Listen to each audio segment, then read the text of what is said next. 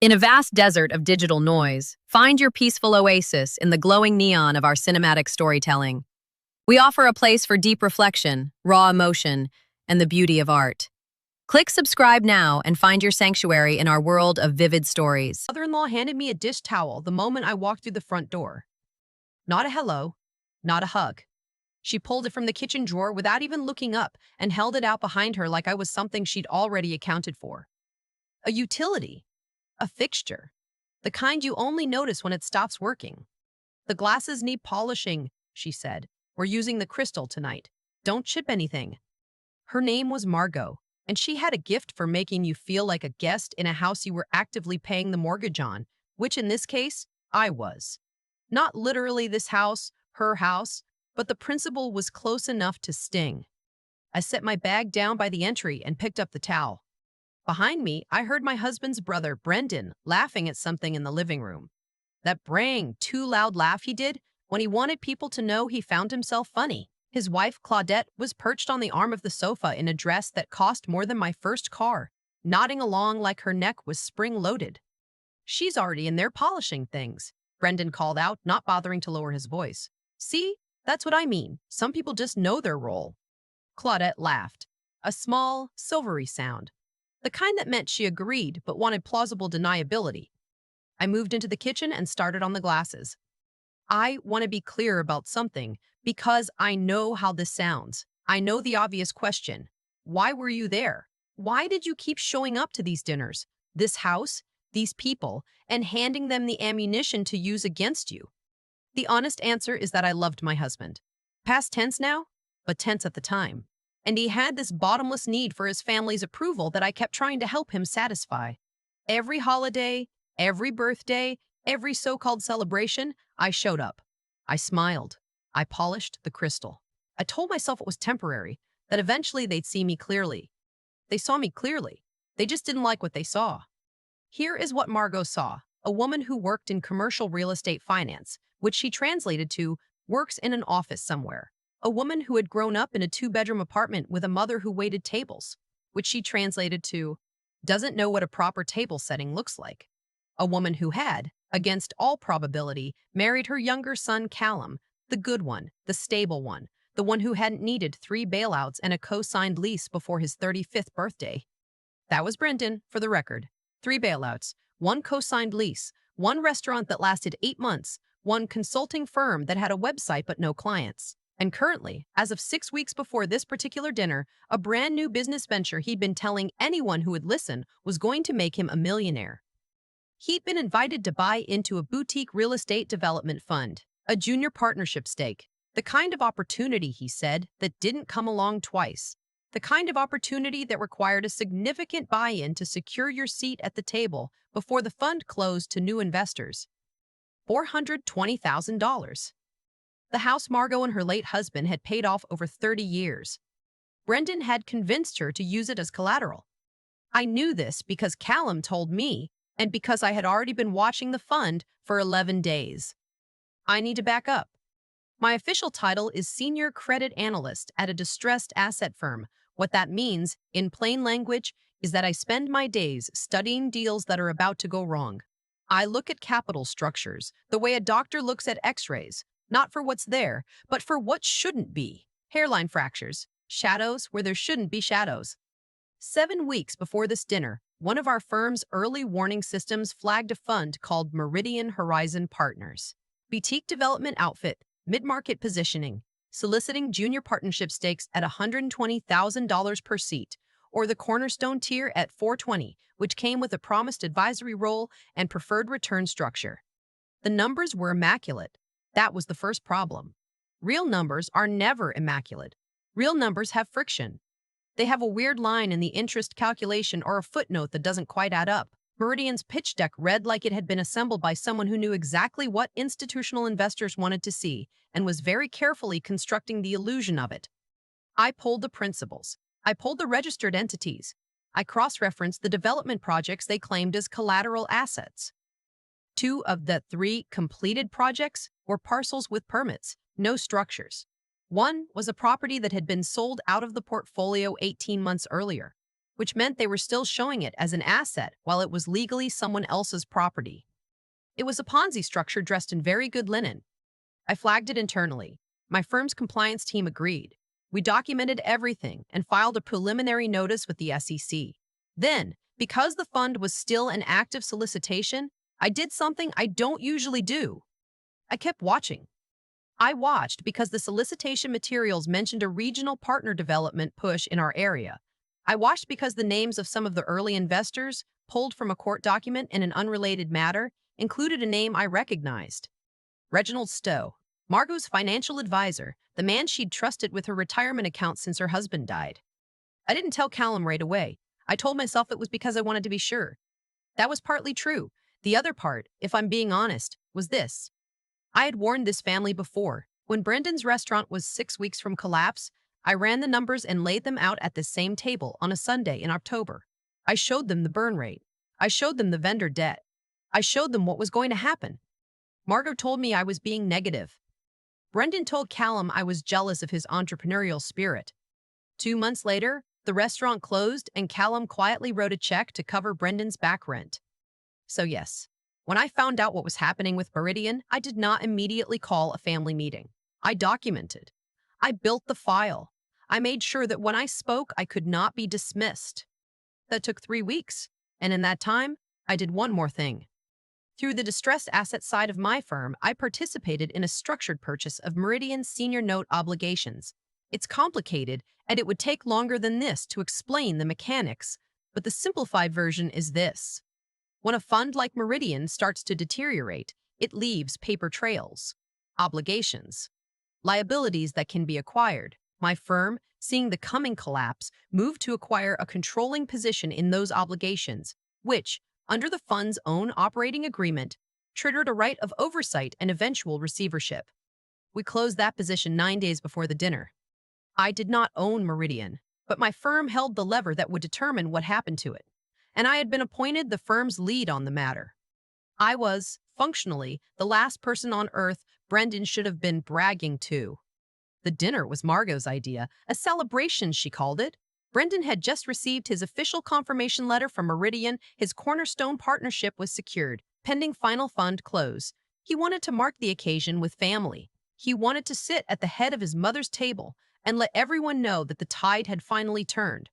Callum had told me on the drive over. He'd said it quietly, the way he always said things about Brendan, with this careful neutrality, like if he kept his voice flat enough, he could stay out of whatever came next. He says it's the real thing this time, Callum said. I looked out the passenger window. He used the house? Mom agreed to it.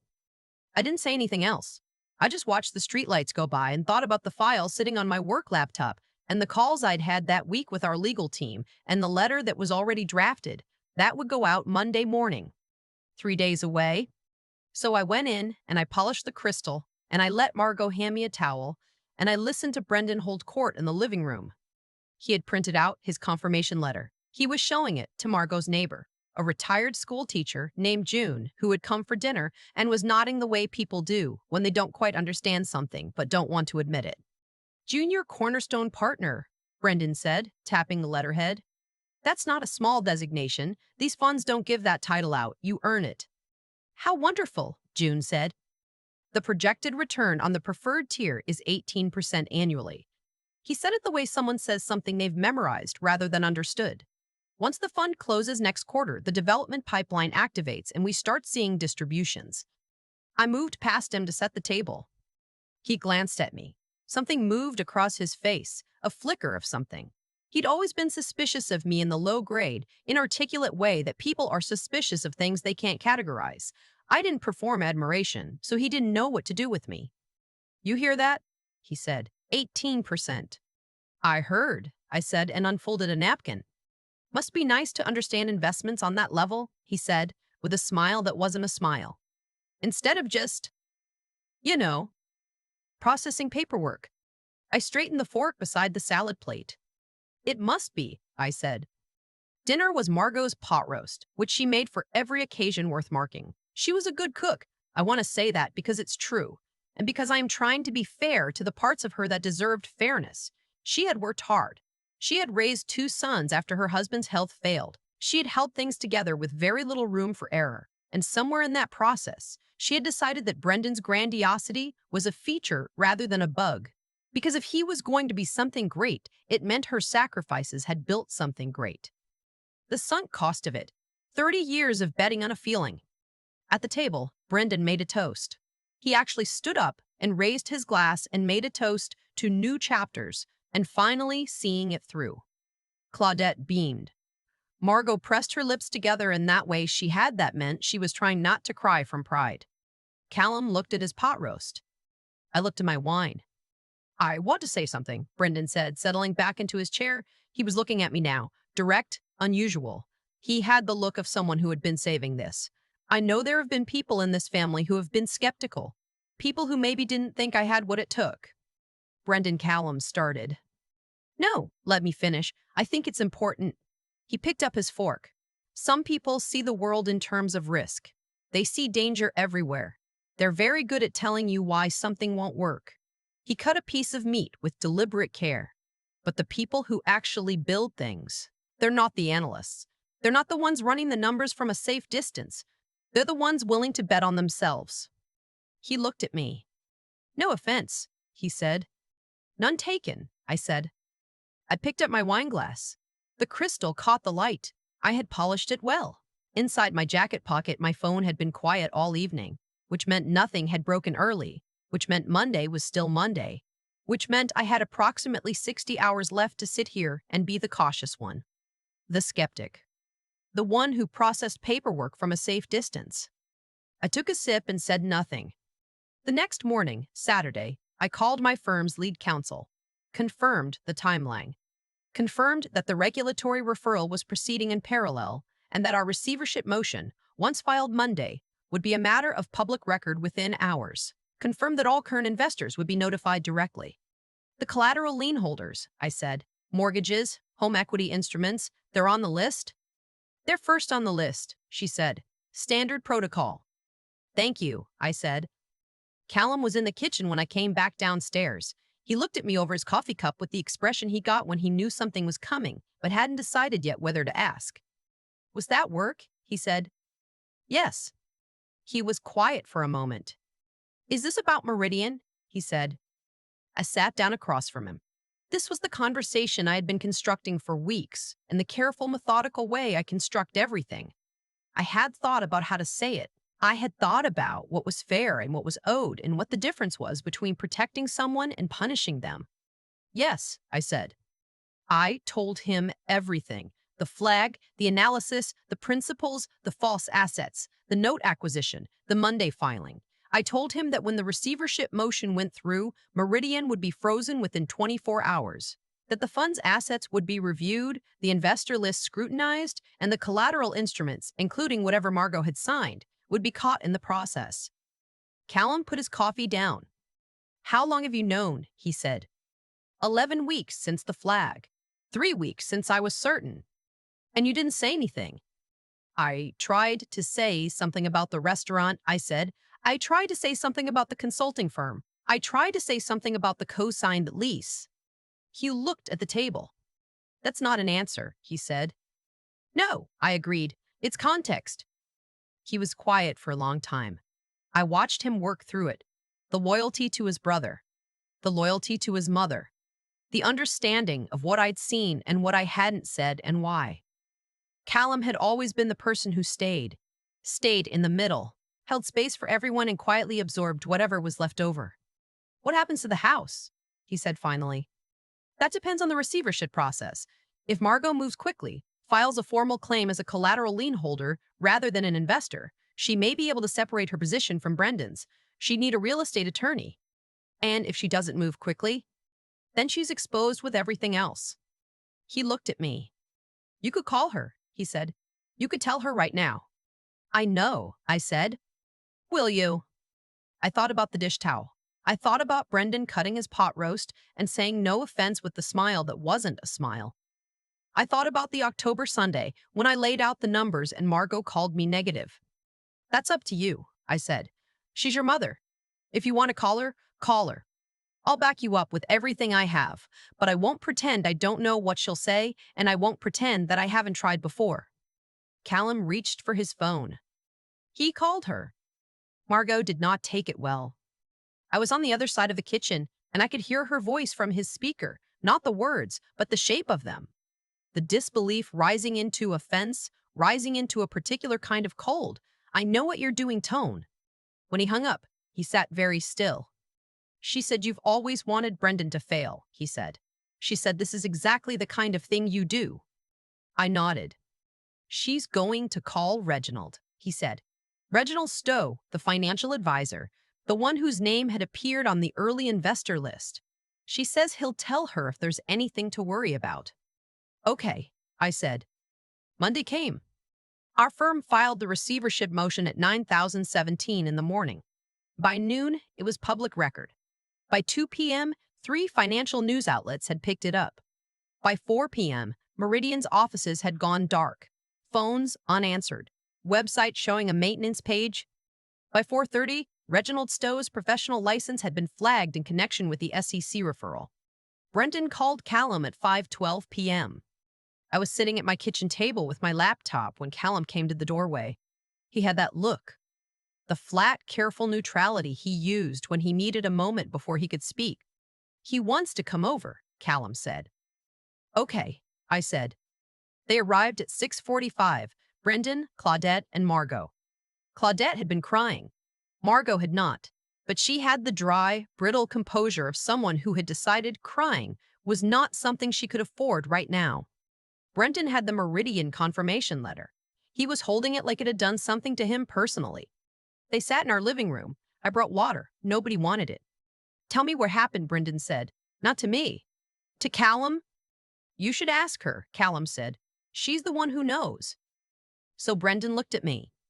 I set my laptop on the coffee table and turned it to face him. "Meridian Horizon Partners was a fraudulent fund," I said. "The assets they listed as development collateral were either already divested or were lots with permits and no improvements, which means they had no actual development value. The fund was taking in new investor capital to pay returns to earlier investors. That's a Ponzi structure." Brendan stared at the screen. "The confirmation letter you received is real," I said, "which means it's evidence, which means you will be contacted as part of the investigation." Claudette made a small sound. "Your position as cornerstone partner," I continued, "means you received preferential communications about the fund's structure and timeline. The investigators will want to understand how much you knew." "I didn't know anything," Brendan said. His voice had changed. The toast-making voice, the no-offense voice, was gone. What was underneath it was smaller. "Then you'll be fine," I said. "Tell the truth. Coarty fully. Don't call Reginald again. His license is flagged and anything you say to him now is potentially discoverable." "The house," Margot said. It was the first thing she'd said since she sat down. "The collateral instrument Brendan used," I said, "created a lien on the property. That lien is currently in limbo. It was Meridian's asset, and Meridian is now in receivership. You need a real estate attorney to file a formal claim to have your position recognized as a lien holder rather than an investor before the receivership estate is formally structured." I slid a piece of paper across the coffee table, a name, a firm, a phone number. "I called ahead," I said. "She's expecting you Tuesday morning." Margot looked at the paper. She looked at it for a long time. "Why would you do that?" she said. It was a real question. I could hear that it was genuine. Stripped of the social architecture she normally kept up, it was just a woman trying to understand something. "Because it's the right thing to do," I said, "and because Callum loves you." She didn't say anything. "I can't promise the attorney can fix everything," I said. "The process takes time and there's no guarantee, but it's the best available option and the window is narrow." Brendan was still looking at the laptop screen. His confirmation letter was on the cushion beside him. He looked like a man at the conclusion of something, standing in the wreckage of a bet he'd been so certain about that he hadn't thought to check the ground beneath his feet. "You knew," he said. "You knew before dinner on Saturday." "Yes." "And you didn't say anything." The room was very quiet. I thought about what I was going to say. I had thought about it for 11 weeks, off and on. What the right answer was to this question when it eventually came. Whether there was a version of honesty that was also kind. "I told your mother about the restaurant," I said. "I told her about the consulting firm. I brought numbers, I brought timelines, I tried to explain the exposure, and I was told I didn't understand entrepreneurship, that I was small-minded, that I was threatened by ambition. I paused. On Saturday, at dinner, you told a room full of people that the skeptics, the people who run numbers from a safe distance, are not the ones who build things. You said that directly to me. The paper with the attorney's name was still on the coffee table. I am not a skeptic, I said. I'm a specialist. And on Monday morning, I was the person whose firm filed the motion that stopped Meridian from taking anything else from anyone else. So yes, I knew on Saturday. And on Saturday, you didn't want to know what I knew. Brendan looked at the letter in his hand. Claudette was looking at the floor. Margot picked up the piece of paper. Tuesday morning, she said. 9 o'clock, I said. I'll go with you if you want. She folded the paper carefully, the way she folded everything, and put it in her bag. They left without much else being said. Brendan didn't look at me when he went. Claudette touched my arm briefly in the entryway. A small, uncertain gesture, more reflex than intention. Margot paused at the door. She didn't apologize. I hadn't expected her to, and I'm not sure I needed her to. But she stopped, and she turned, and she looked at me for a moment in a way she hadn't before. Not like a fixture, not like a utility, like a person she was still working out how to see. I made too much pot roast, she said finally. I'll drop some off. She left. Callum closed the door. He stood there with his hand on the latch for a moment, then turned. You're going to go with her Tuesday, he said. If she calls, I said, yes. He looked at me the way he'd been looking at me for 11 weeks whenever he thought I wasn't watching. That searching, complicated expression of a man recalculating something he thought he had already figured out. You ran the whole thing, he said. My firm ran it. I was the lead. You could have stayed out of the family piece entirely. Could have just let it hit. Yes, I said. Why didn't you? I thought about October, about numbers on a table, about the way it feels to try to protect someone who doesn't believe you're trying to protect them, about the difference between being right and doing something useful with it. Because being right about something that hurts people you care about isn't actually satisfying, I said. I used to think it would be. He pulled me in and held on. The attorney saved the house. Not cleanly. The process took 4 months, and there were costs Margot hadn't anticipated. But the lien was restructured, the collateral claim recognized, and by March the property was clear. Brendan cooperated with the investigation. He hadn't known the full structure of the fraud. He'd been a mark like the others. He lost the buy-in money, which was a separate account he'd taken a personal loan against. That loan is still outstanding. Reginald Stowe surrendered his license in connection with a broader settlement. He did not go to prison. That part still bothers me. Margot did drop off the pot roast. She came on a Wednesday, unannounced. I was working from home. I answered the door in an old sweatshirt with a spreadsheet still open on my laptop, and she stood on the step holding a covered dish, and neither of us said anything for a second. I don't know how to say sorry right, she said finally. I never have. I know, I said. She handed me the dish. I held the door open, and she came in. And I made coffee, and she sat at my kitchen table and looked at the spreadsheet on my screen with an expression I couldn't quite read. Is that what you do? She said. All day? More or less, I said. It looks complicated. It is, I said, but I'm good at it. She looked at me, a long, honest look, the kind that has some cost to it. Yes, she said, I'm starting to see that. I still think about the dish towel sometimes. How she handed it to me before she even said hello. How automatic it was, the way you hand something to a piece of furniture. There's a version of this story where I let it all burn, where I said nothing, filed my paperwork Monday morning, and watched from a distance while the whole thing came apart. I had that option. Technically, professionally, I had no obligation to walk any of them through what was coming. And part of me, I'll be honest, sat with that option longer than I'm proud of. But here's what I've come to understand about the way things actually work. Not in a spiritual sense, not in any framework I was taught to call by a name, but just in the plain mechanics of cause and effect. What you build on rotten ground eventually sinks. It doesn't need your help. It doesn't need your intervention.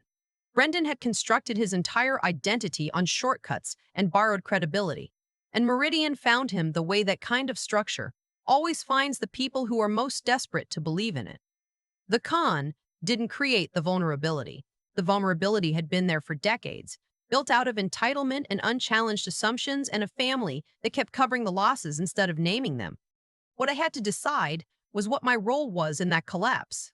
And I decided it wasn't to accelerate it, and it wasn't to prevent it, but to do my job with integrity, to do it the way I'd done it for every other case that crossed my desk, following the evidence, filing correctly, protecting the people who could still be protected, and then to tell the truth to the people who were about to be hurt by it. That took something I didn't know I still had, honestly, because I tried before. I had sat at that same table with clean numbers and been told I was small-minded. There's a particular kind of exhaustion that comes from being right in a room that has decided not to hear you. And you can let that exhaustion harden into silence, which is what I've mostly done, or you can decide that your integrity isn't contingent on their reception of it. I chose Callum. I told him everything. I let him make the call to his mother himself. That mattered to me. Not just doing the right thing, but doing it in a way that kept his dignity intact, that gave him the agency I hadn't been given. That's something I've had to learn slowly, that doing right by people sometimes means handing them the wheel instead of just steering for them. And then I went with Margot to the attorney on Tuesday. She didn't ask me to hold her hand. I didn't. We sat in adjacent chairs and I answered the questions the attorney directed at me, and I let Margot ask her own questions. And afterward, she stood on the sidewalk for a minute without saying anything. I think about that a lot. How the things that are hardest to change aren't circumstances. They're the habits of perception. The grooves worn into how someone sees you, how you see yourself. Margot had looked at me for years and seen the woman who polished the glasses. It took the whole structure of what she believed in falling apart for her to look again. The pot roast was good, for the record. She left it on my doorstep with no note. I knew it was her.